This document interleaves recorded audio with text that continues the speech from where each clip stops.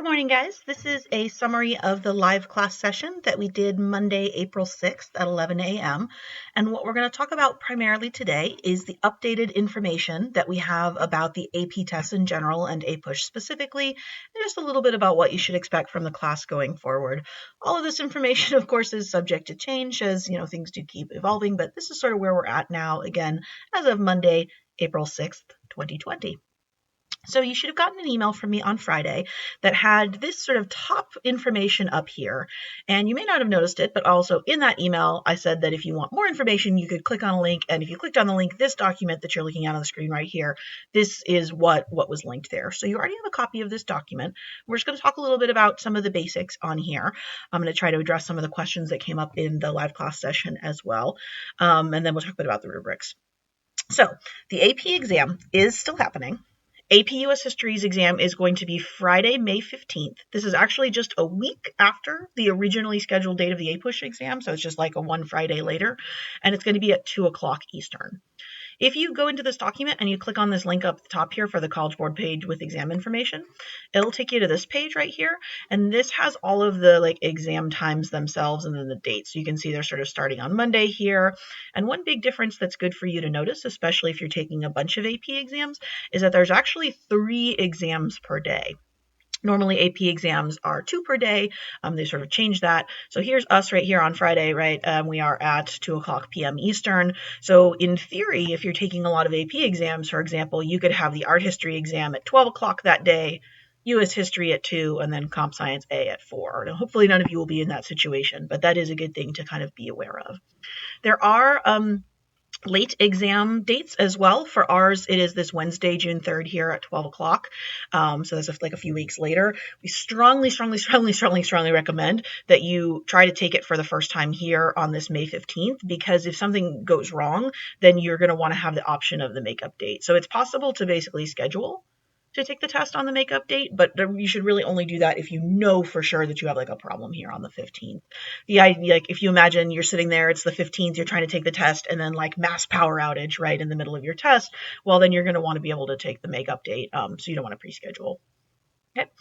The exam is going to be online, which I think is something that most of you guys know. The College Board has not talked a lot about exactly what the interface, the test interface will look like, but they will be sending everybody a unique login ID, and then you'll open it up. You'll have some questions to answer and things like that. That's why it asks you to get kind of logged in about 30 minutes early, and then you'll take the test from 2 o'clock until 2:45. You will be able to take the test on any pretty much device that can access the internet. You can take it with a computer, laptop, tablet, a smartphone. The recommendation is that you do it on a device that you're really comfortable with and that you can manipulate and maneuver easily. So something that has hopefully decent internet connectivity. If you have concerns you don't have a great device, or your school Chromebook is broken or something like that, you want to contact me or contact the school, Chapel Hill High School, or you can actually also contact the College Board, and all of us will be able to sort of work together to try to get you some type of device that can help you take the test. You will have the opportunity to either type your response to the test, which is probably going to be what I'm suggesting for most people, or if you are a really slow typer, or if you're just kind of worried about the internet typing situation, you will also be able to open the test, say on your phone, handwrite your response on a piece of paper, and then take a picture of your response and upload that. That's a bunch of extra steps. So I wouldn't suggest doing that unless you're way faster of a handwriter than typer, or unless you were real concerned about the internet hookup type stuff. Okay? The test is just going to consist entirely of one DBQ. So that's it. That's the only thing that you'll be doing. It is a slightly shortened DBQ. The ones that we've done in class all year have been 60 minutes. You had 15 minutes to read and prep with the documents, 45 minutes to write. Now this one, you have just 45 minutes to read and prep the documents and to write. So they've shortened it from it's usually 7 documents down to 5. Right? That's kind of the big difference that they've made. So that's still going to be pretty tight. That's a fast writing experience. They are doing that partially, just to keep people from spending hours looking things up, etc. But so that's the kind of the basic idea there. In the document, I've got links to a couple of different rubric things. The College Board rubric, which we're going to take a look at here just in a second. Another teacher explaining the rubric if you're kind of interested or want to sort of see how that's broken down. And then a link and like kind of a summation of the rubric itself.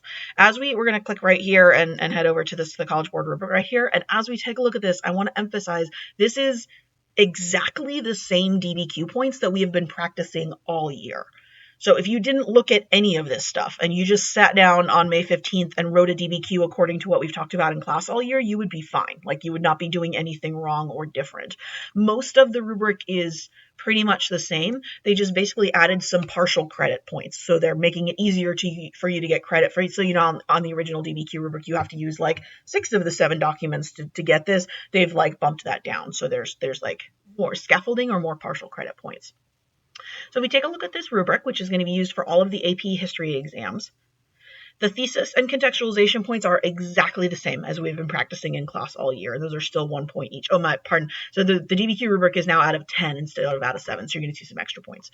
So thesis and contextualization are exactly the same as we've been practicing all year.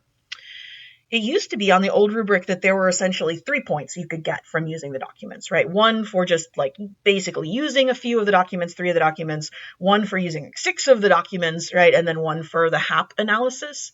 And I talked a lot with you guys in class about like, it's hard to get all 3 of the document points. And so some of you might want to choose, do I want to spend a lot of time on like a couple of documents, or do I want to kind of try to touch on all the documents, but not in great depth? And so the numbers that you need to be aware of out of the 5 documents for the 2 kind of basic usage points, just using them and then using them in the argument, you need to use 2 of the 5 documents. That's kind of your minimum. If you use 2 documents to support an argument and you hap them, it's 4. You'll be picking up 4 document points there, which is pretty solid. The number for like using more of the documents is 4. So 2 documents to focus on if you want to just kind of focus like tightly on a couple of them out of 5. 4 documents if you want to try to hit like all of the document points, which is tough to do in any amount of time, nonetheless 45 minutes. So 2 docs, 4 docs. The outside evidence, so the evidence beyond documents, like your just own history knowledge, you used to only be able to get 1 point for that. This year they're giving you 2, 1 for having 1 piece, 2 for having 2 pieces, so that's great. And then the complexity or argument development point remains the same as well. So again, the really only thing you need to know or like assimilate differently is that in going from 7 documents down to 5, the number of documents you need to use is either 2, and you talk about them a lot and try to HAP analyze them, or 4, and you're maybe not talking about them quite as much, right? So that's like the big thing on the rubrics itself. We don't know a ton about how this 10-point DBQ rubric is going to be translated into a score of 1 through 5. We never know that. We never know the cut scores. So it's really just going to be about picking up as many points as you can reasonably get. Remember that everyone who is taking the exam is taking it under these exact same circumstances. So if you're like, 45 minutes, that's not enough time to write a DBQ. Well, everybody's writing it in 45 minutes. So you're being compared to everybody who's sort of existing under the same circumstances. Okay. So back to that sort of this test content type stuff. As far as taking the test, we talked a little bit about this whole issue of like taking it on a phone, a tablet, or computer. There's some more information kind of technical down here. Some of this may change. We are hoping, the College Board has said basically that they're going to try to produce a simulation so that you can practice logging in and typing and then submitting responses. And so we're hoping to see that a little closer to exam date. Remember that May 15th is it's like 5 weeks away from right now. So we have some time, and the College Board is still definitely working on some things. Another important fact that you might have heard about all of the AP exams, but APUSH specifically, is that it is open note.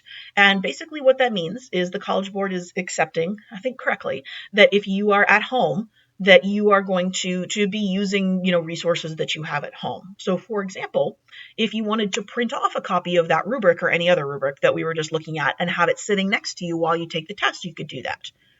We are also in our review, going to work on creating some reference sheets of, terms and topics for various eras or things that I think might come up on the test. And so you'll sort of have those available too.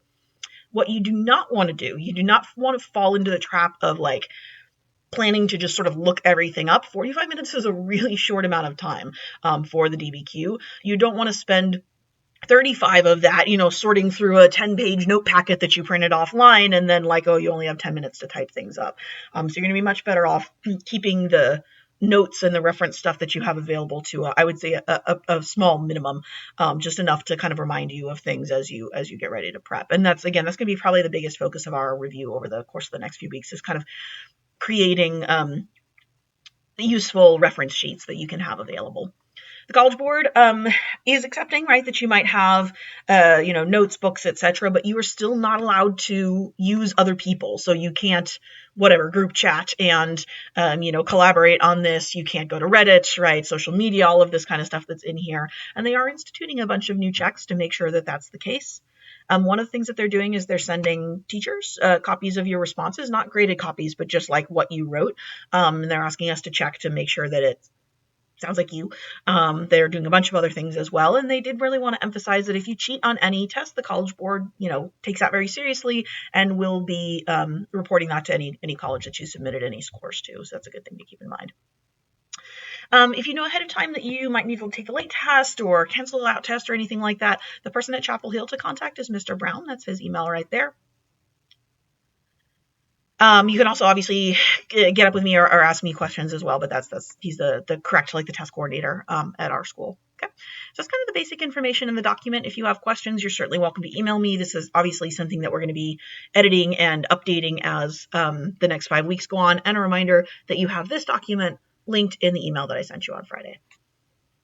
The last thing that I wanted to check in on, this is in flux. We're still trying to make some decisions about what exactly the class is going to look like going forward. But the plan from here on out is essentially going to be to spend the next 5 weeks both reviewing big terms and themes. So this week, for example, we're going to review comparative reform movements. We're going to compare the antebellum reforms from earlier in the year to the progressive reforms, the New Deal, right, all that kind of stuff.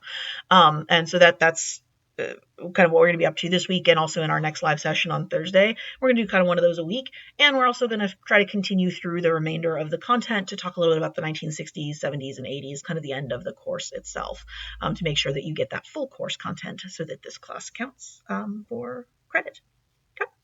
Any questions about any of this, please feel free to email me. We're going to be holding, lots more sessions, and I'm always happy to answer emails at any point. And so let me know if I can help you out with anything. Otherwise, thank you very much for your time, and I will hope to see you guys in a live session soon. Thanks. Bye.